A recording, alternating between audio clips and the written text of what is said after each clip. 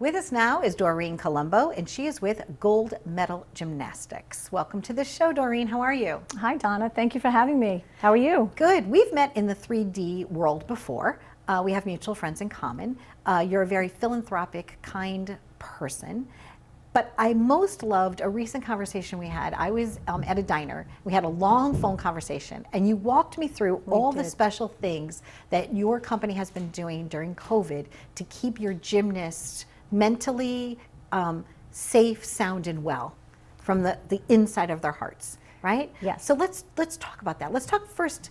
Let's go back and talk first about how it started, like 1996, early days. Let's talk about that first. Yes. So my business partner, Al Notarnicola, he and I both coached gymnastics many years ago. We were both former gymnasts, and we were coaching at a local gym here on Long Island. And we love the sport, so we've always been involved. And through the years, we kind of parted ways as we went on with our lives.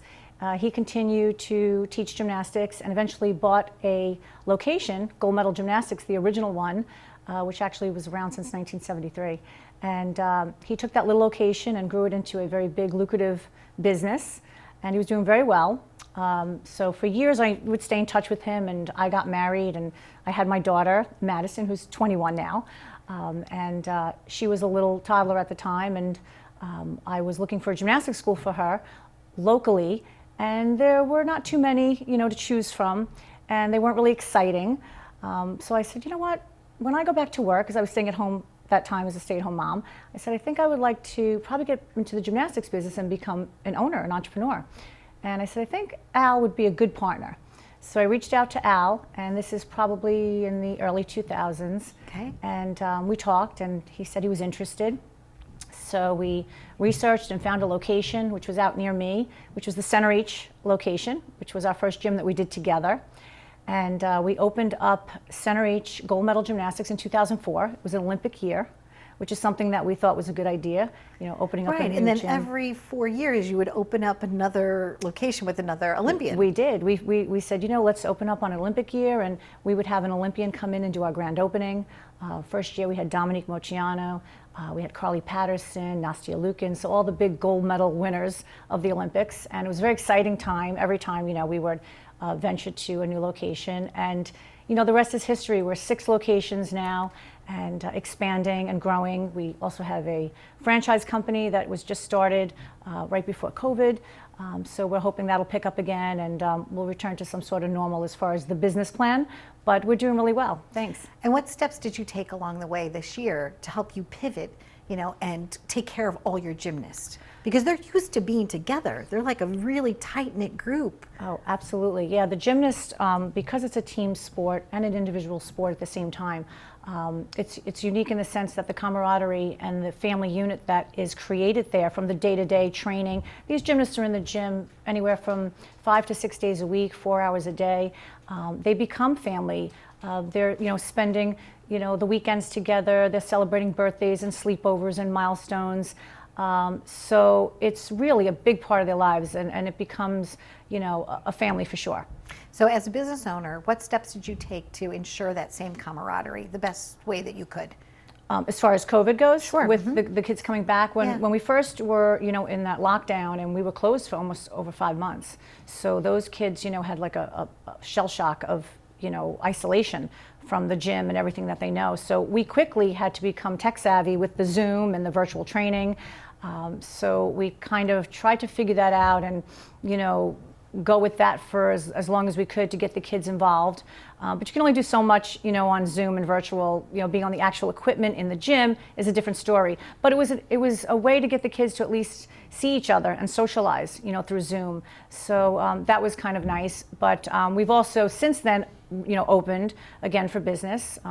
Although it's slow and it's growing steadily as people are feeling more comfortable and coming back to gym.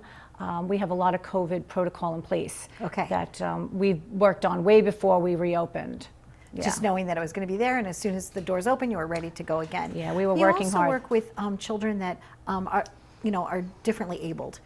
Some have challenges, and so tell us about that program. Yeah, so Gold Medal is one of the first locations, gyms, to start a special needs program. This is going way back in the early 2000s.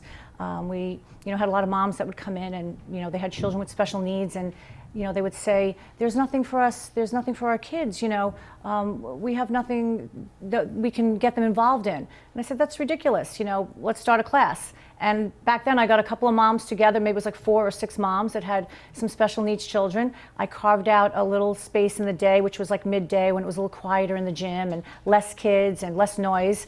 And they just flourished. They loved it, became a little family of kids that would come every week, and they enjoyed the gymnastics and learned so many different things and enjoyed the sport just as much as any other child, even more. And the parents got so much out of it, and it was great, and we still continue to do that. What's 1 or 2 tips that you'd like to give people out there across the United States, actually across the globe now, that might be in a similar situation to you, a business owner with multiple locations, with dealing with this challenging time? What are some tips that you'd like to provide to them for help? From a small business perspective, it's been really difficult to kind of navigate through it because you're really on your own. So you have to kind of stick with what works for you. Stay in touch with your customer.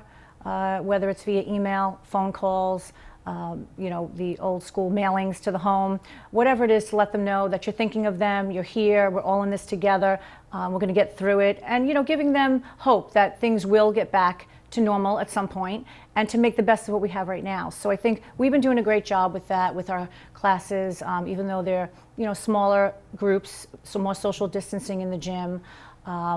Having those systems in place from, the temperature checks at the door, wearing the masks, the hand sanitizations, everything that can keep everyone safe, and reassuring them that that's your top priority, whatever business you're in, that keeping your customers safe, your staff as well.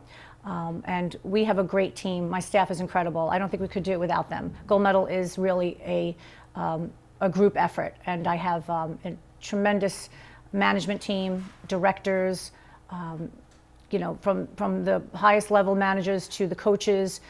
They're all just really phenomenal. They do a great job. You personally, in your trophy case at home, what is one of your proudest things that you've accomplished personally, that you look back on and you say, wow, that happened? And what event was it? Well, when I did gymnastics, it was a while ago, but it's a little different now, the different levels and stuff. But I had competed in, the state championships, and, I did very well in vaulting. Vaulting was my best event. So I have some medals and things from that meet that was really special to me.